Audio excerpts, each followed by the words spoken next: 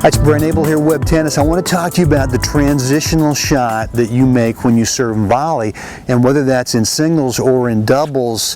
One thing I want you to make sure is that you don't think that the transition shot, that shot after your serve, when you come up to net, where you've got to play either a volley, a half volley, or even maybe a mini approach shot from this area of the court and here. It's back behind the service line.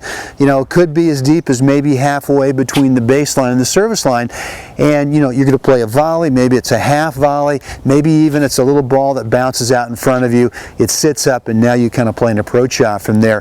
Whatever shot you play as the transitional shot right after your serve, I really want you to think this is not a put-away opportunity. It's not something that you have to rush through. And in fact, really what you want to do, or you really want to get your split-step timing and the split-step technique really good on this, because when you do that, really allows you to be able to come out of that split step where you can get the ball to your side. Whether it's a volley, half volley, or that mini approach shot, you want to make sure it's always to your side and not right here in front. And I see a lot of times where players end up playing the ball right in front of them, just barreling right through that shot, no man's land. Everyone's saying, well, I don't want to have to play shots in no man's land.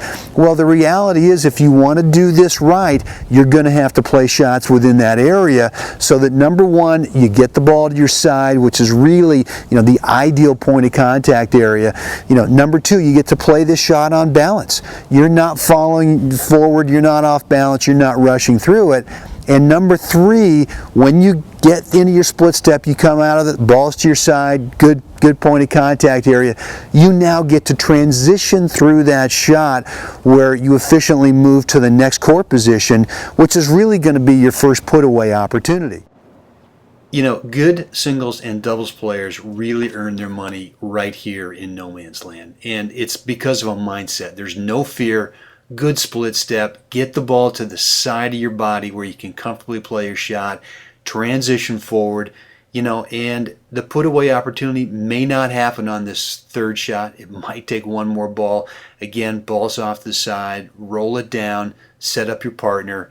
And so the transitional shots never really, I shouldn't say never, from time to time, yeah, you might get a ball you can put away, but most of the time, 99% of the time, the transitional shot is really by definition just what that is. You're transitioning up to your third shot, which is really your first shot as a put away opportunity. You got the serve, you got your transition shot, and then you move up inside the service line, where now you're either going to play a volley put away, maybe an overhead put away. Sometimes you have to play a little tiny, half volley if they kind of play a little dink shot on you. But that's really the first opportunity mentally I want you to think about, of having a put away opportunity. The other thing is that I just said that's the first opportunity is going to be that third shot. It may take you another shot, maybe 2 or 3 more shots, where you finally work the point and you work the opponent into a position where now you've got a ball that you can go ahead and put away. And the other reality of all this stuff is that most of the time you're going to win points not because you put balls away, but is because you've played that transitional shot consistently over and over and over again so well that you're forcing your opponent to have to keep going for those passing shots.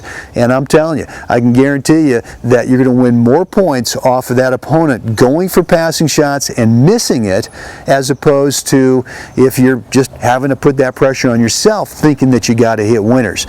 So what I want you to really kind of get your head wrapped around this week is make sure that the transitional shot is something you feel that you're not put under pressure to have to put that ball away, but more that you can really take your time. There's no value for rushing through this shot. You can take your time, you can play it where you want it. It's either deep, it's either short, maybe it's a little drop shot.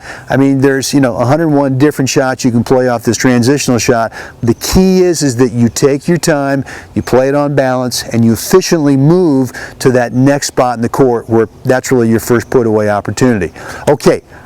Question, I want to hear from you in the comments area right below this video. What's your #1 challenge with this transitional shot that you've got to play from no man's land?